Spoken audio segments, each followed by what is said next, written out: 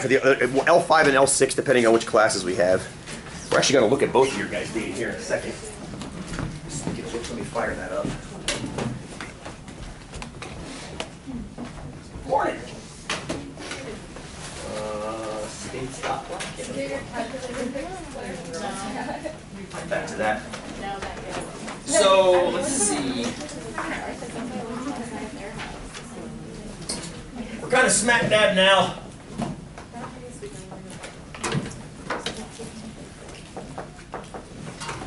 Yeah, that's right. I'm gonna get it this week. Don't spend too much money. Yeah, we're not phone shop. Well, good. Good. I'm just saying, don't spend too much money. I don't want to force you guys to buy these things. I know it gets annoying when we're in class using it. I know that. Was that the one with the half the screen? Yeah. Just, I mean, they couldn't fix it. Yeah. I've never seen before. That actually happened to me in the 90s. I had Bell's palsy as a result of Lyme disease. Half my face got paralyzed for like a month. It was weird. Like all of a sudden I stopped blinking and like left side of my face wouldn't work. And that's when I saw that. I'm like, oh, your calculator has Bell's. And you can't really give it a amoxicillin. Sorry. No, it's all good. Oh, you can laugh. It's hilarious. It was actually hilarious. No, it's all good. So, why do we care about this? Why did we start talking about this last time? Why did we tag it onto measures of center and spread? For ones that aren't in bell shape. Nice. You got to be careful when you use averages, as we discussed. Averages tend to chase extreme values. They tend to head towards outliers. Now, sometimes data sets have balanced outliers, where you've got an extreme high and an extreme low, in which case it chases them both and ends up back kind of where it is. But at the same time, any extreme values aren't only going to influence the average, they're also going to influence the standard deviation. So you might get an unusually wide value for a standard deviation that's kind of weighted too heavily on the extreme side. So when you look at data, this is just more tools for you, really.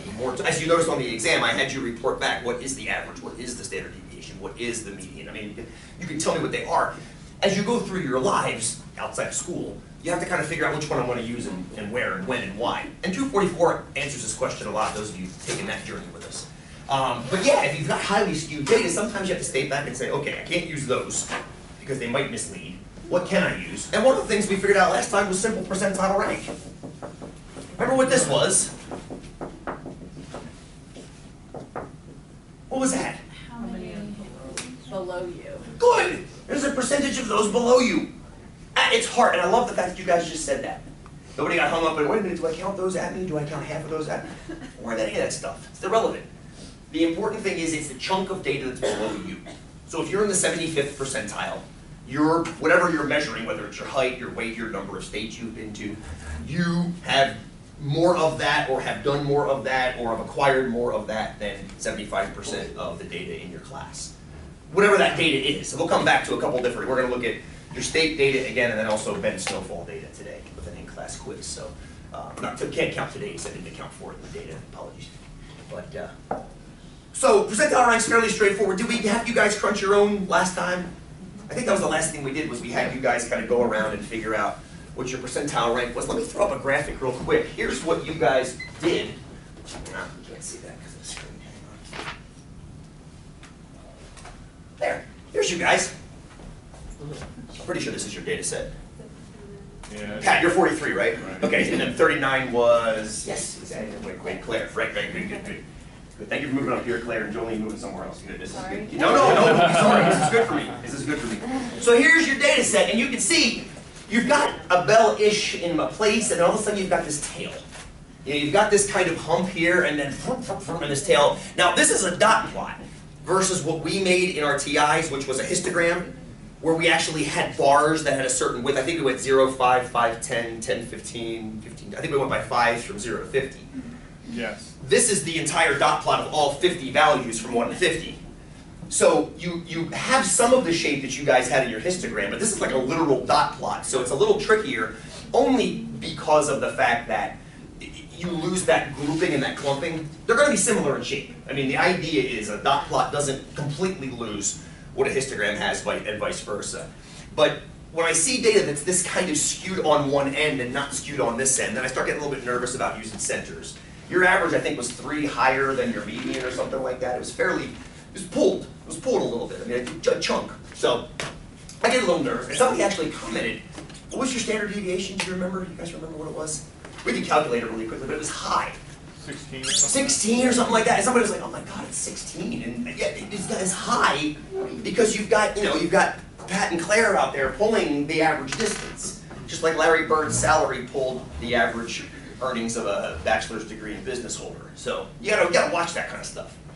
So the question now is percentile rank. You guys each found your percentile ranks. Beautiful. And each one of you is up there in that chart somewhere. Assuming you were here on Tuesday.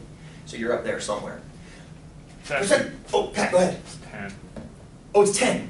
But somebody still said that's kind of wide. If you think about it, 10 states is 20% of the range of states. Right.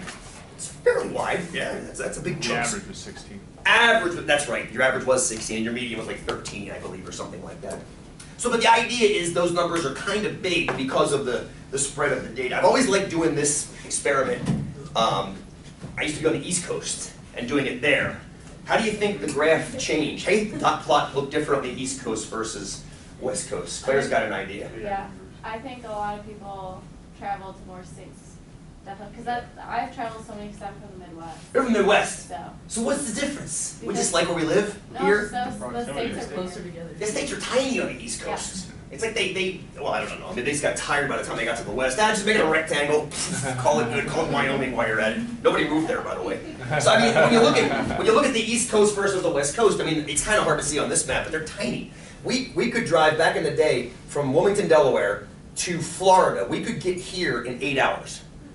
And we've gone through like I think 9 states, if you include DC. So 8 states. If you don't, then you got 8 more hours to get through Florida, which just FYI is not worth doing if you ever think about doing it. If you get to Florida, okay, we've been here, put in the state, visited, go somewhere else. Go to Georgia. It's much prettier.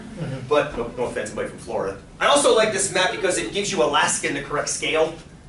But anybody from Alaska? I felt terrible about that map I made you guys use on your data sheet because Alaska looks so small. That's how big Alaska is when you compare it to the rest of the states. If you tilt it a certain way, I think the Aleutians can hit LA and whatever this is called, the Panhandle, will hit New York City. It's crazy to think about how big that freaking state is when you put it to scale. It's just never ever put to scale. No, It's massive. I've never seen it that It's way. massive. It's a freaking massive state, and it's amazing to think about.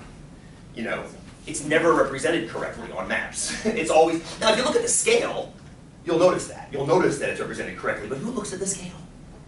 Like I remember my playground at my old school. After I graduated from my elementary school years and years ago, I went back to visit my old teachers, and they had drawn a map on the sidewalk outside. So essentially, or on the parking lot. No limitation for size. Most of the time, they shrink Alaska down and put it in a corner of a map. So I'm thinking, this is great. They got a whole parking lot. They can make Alaska the true size. They didn't. And they didn't put a scale. So these poor kids think Alaska is as big as, like, Montana. No offense to Montanans. But Alaska's freaking huge. Look at it, for God's sake. Look at it. Anyway, here we are. And here's a percentile rank is one way of dealing with any kind of data. Can you use percentile rank on bell-shaped data?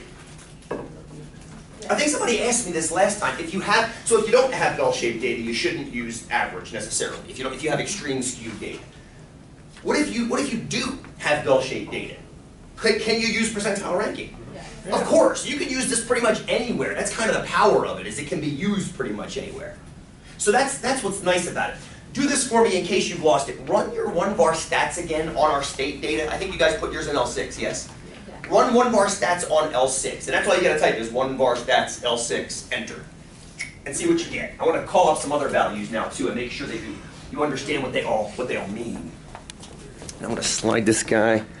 Oh, actually he's fine the way he is. It's not bad.